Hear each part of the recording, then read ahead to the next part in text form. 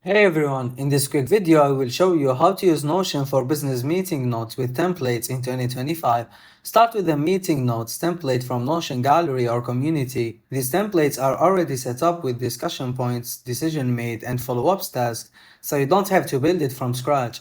Customize the template by adding recurring meetings, topics, linking by related projects, or tagging team members. You can also assign action items directly into the notes. Responsibilities are clear as soon as the meeting ends. View make note taking even more powerful. Use a simple table view to organize meetings by dates, a calendar view to quickly scan past and upcoming notes, or a board view to sort meetings and type the client update strategy sessions or weekly standouts. For better workflows, connect your meeting notes to other Notion databases such as Project Tracker, OKRs, or CRM systems.